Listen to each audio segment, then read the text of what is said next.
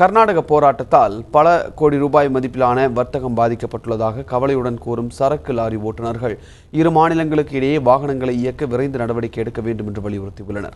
காவிரியில் தண்ணீர் திறந்து விட்டப்பட்டதற்கு எதிர்ப்பு தெரிவித்து கர்நாடகாவில் நடைபெற்ற போராட்டங்களின் போது தமிழக வாகனங்கள் அடித்து நொறுக்கப்பட்டன. இதனால் தமிழகத்தின் பல்வேறு பகுதிகளில் இருந்து வட மாநிலங்களுக்கு தினந்தோறும் இயக்கப்படும் ஆயிரக்கணக்கான சரக்கு லாரிகள் மாநில எல்லையான ஹொசூர், சூளகிரி, கிருஷ்ணகிரி உள்ளிட்ட இடங்களில் நிறுத்தி வைக்கப்பட்டுள்ளன. இந்த லாரிகளில் உள்ள உணவுப் பொருட்கள், உடைகள், சிமெண்ட் உள்ளிட்ட பொருட்கள் தேக்கமடைந்து பல கோடி ரூபாய் வர்த்தகம் பாதிக்கப்பட்டுள்ளதாக கூறும் லாரி ஓட்டுநர்கள் இந்த பிரச்சினைக்கு விரைவில் தீர்வு கண்டு இரு மாநிலங்களுக்கு இடையே வாகனங்களை மீண்டும் இயக்க நடவடிக்கை எடுக்க வேண்டும் என்று வலியுறுத்தியுள்ளனர்.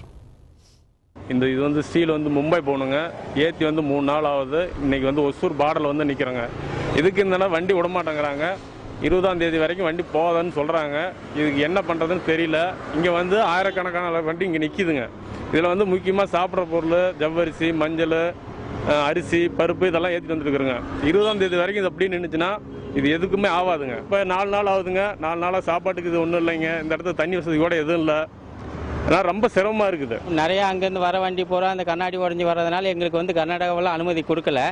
அதனால் நாங்கள் இங்கேயே இருக்கிற சூழ்நிலை எங்களுக்கு இருக்குது. 2-3 நாளாக வண்டி போகாமல் இருக்கிறதுனால எங்களால் எதுவும் பண்ண முடியல. சீக்கிரம் வண்டி பிரச்சனையை கிளியர் பண்ணுறதுக்கு அரசாங்கம் பார்த்து எங்களுக்கு ஏதாவது முடிவு எடுத்து கொடுத்தா எங்களுக்கு நல்லாயிருக்கும்.